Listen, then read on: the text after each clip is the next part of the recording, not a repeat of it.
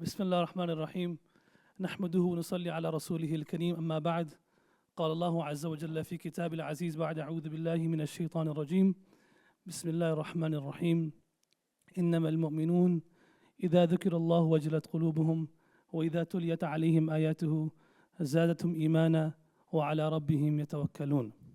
My dear friends, brothers and sisters in Islam, people always ask, how do I know if I am going towards Jannah?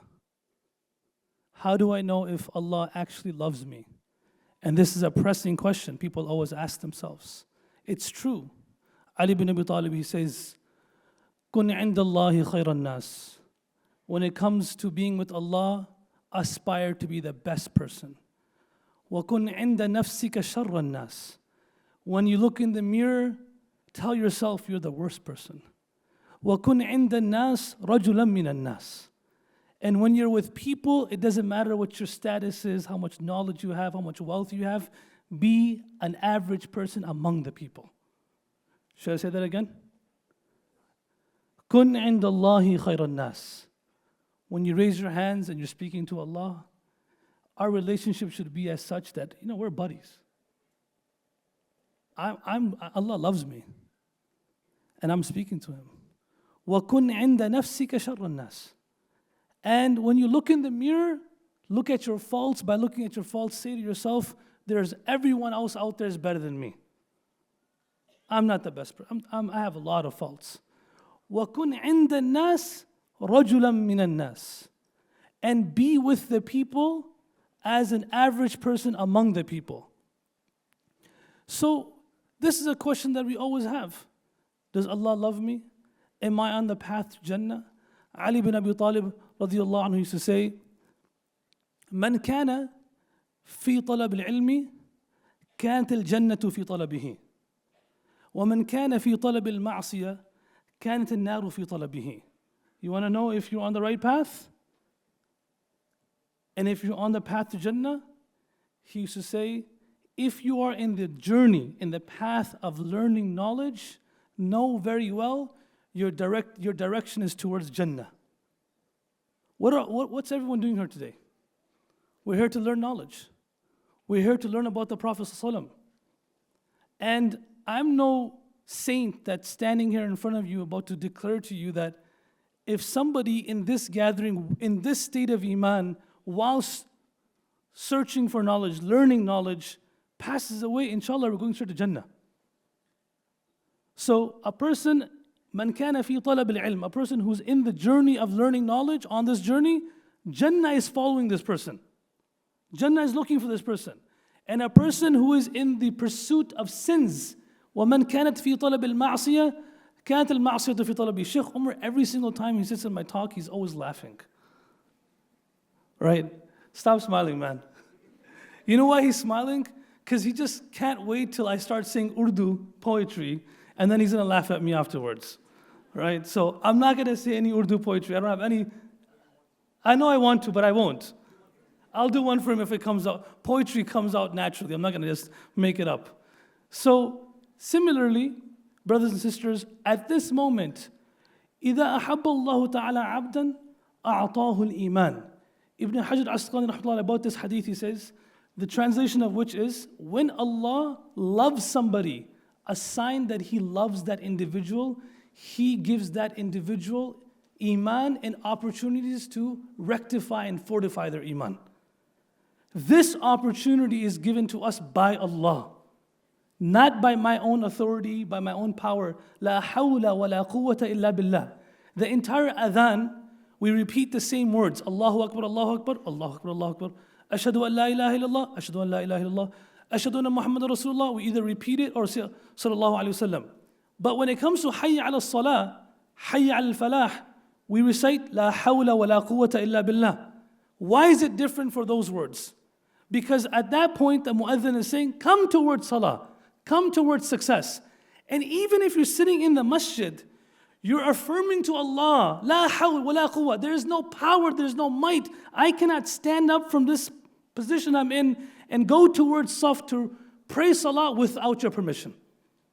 Only if you give me permission, I can come towards you. وَمَا تَوْفِيقِي إِلَّا بِاللَّهِ. Tawfiq is from Allah subhanahu wa ta'ala. So the fact that we're all here, this is a sign that Allah loves us. Luqman alayhi salam said to his son, he said, يَا بُنَيَّ عَلَيْكَ بِمُجَالَسَةِ الْعُلَمَاءِ وَإِسْتِمَاعِ كَلَامِ الْحُكَمَاءِ فإن الله يحيي القلب الميت بنور الحكمة كما يحيي الأرض الميتة بماء المطر.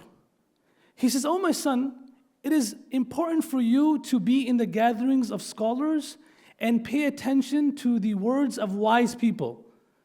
Everyone who's going to come up here and speak today is going to be a scholar, and hopefully we're not saying anything from our own side. Nobody's claiming piety, no one's claiming that they're wise, but we are narrating to you the words of wise people. And we are narrating to you the stories of pious people. So he says, when you sit in gatherings like this, why should you sit in gatherings like this? Because Allah subhanahu wa ta'ala, through these gatherings and through these words, Allah revives the dead heart the way He revives the dead soil with water from the skies.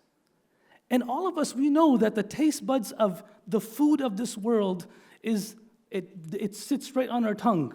If the taste buds are there, we can taste. If we're sick, we can't taste it anymore. There's the fruit and the taste of the fruit.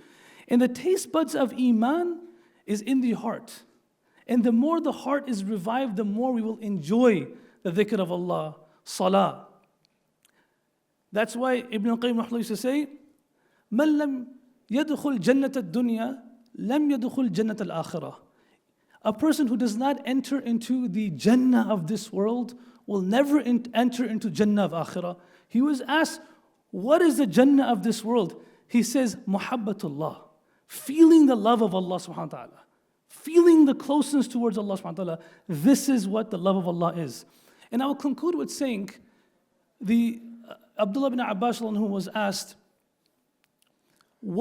three questions. He was asked, what is the best day of the week? What's the best month of the year? And what are the best deeds? And he replied, he says, خَيْرُ أَيَّامِ يَوْمِ الْجُمْعَةِ. The best day of the week is the day of Jum'ah. وَخَيْرُ الشُّهُورِ شَهْرُ رَمَضَانِ. And the best month is the month of Ramadan. وَخَيْرُ الْأَعْمَالِ الصَّلَوَاتُ الْخَمْسِ عَلَى وَقْتِهِنَّ. And the best deeds are the 5 salahs on its time. Ali bin Abi Talib was told about this answer, and he said, if every single knowledgeable person from the west and the east were gathered and you asked every single one of them the same question, they would have said the same answer, and the answer is true. But let me give you my answer. He said, the best deed is the deed which is accepted by Allah subhanahu wa ta'ala. The best month is the month in which we do tawbah to Allah and Allah accepts our repentance. And he said the best day is the day we die and we meet Allah with Iman. So now that we're here, our focus should be, how can we get our 2 hours of sitting here accepted by Allah? That should be the most important thing on our mind. Not the haras coffee outside. Not Sheikh Umar coming to the stage and making Sheikh Abdullah look like a short person and then taking pictures. And not also the selfies afterwards. You know, when we say it's raining outside, everything gets wet. Everything gets wet. The surface gets wet, the building gets wet. Right now, it's showering the mercy of Allah. We can't see it, but the angels are all over this gathering. And the mercy of Allah is descending upon every single person over here. And there could be one person in this gathering that is sincerely here, crying. They're crying tears. Ali ibn Abi Talib, he said, subhanAllah, just reading his aqwal, he someone who said that if you sin and you laugh in this world, Allah will enter you into Jahannam while you're crying. And if you obey Allah in this world while crying, Allah will give you entrance into Jannah while laughing. So while we're sitting here right now, we have to sit in a way where at the end of this gathering, we have this feeling that Allah accepted this sitting here of mine today.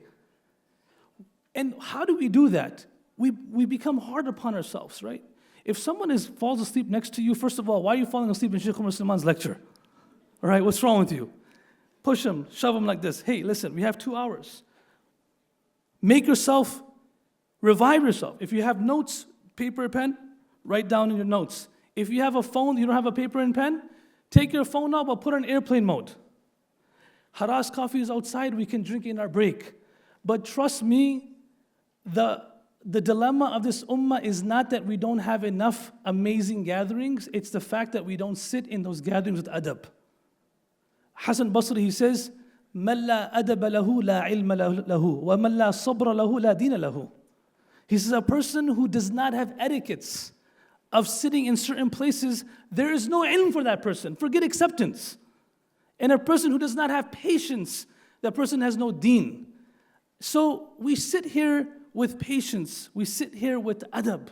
We take, if it's raining and the vessel is upside down, and then the rain finishes and you turn it around, there's no drop of water in there. If our heart is upside down, and Sheikh Umar is saying all these beautiful things, Sheikh Abdullah is coming, Mufti Abdul Rahman is coming, I'm speaking here, but the heart is the wrong direction, it's not going to take effect from what's being said. So I ask and encourage all of us to sit. Iqbal, he says, Tere sajde tujhe kafir na kar de Iqbal. Tu jukta kahin aur hai aur sochta kahin aur hai. He said, oh Iqbal, even though you're doing sajda, which is such a noble act, but it's possible this sajda will take you further from Allah because you're bowing down in front of Him, but your heart is thinking of something else. Let us not do that while we're sitting here. Assalamu alaikum wa rahmatullahi wa barakatuh.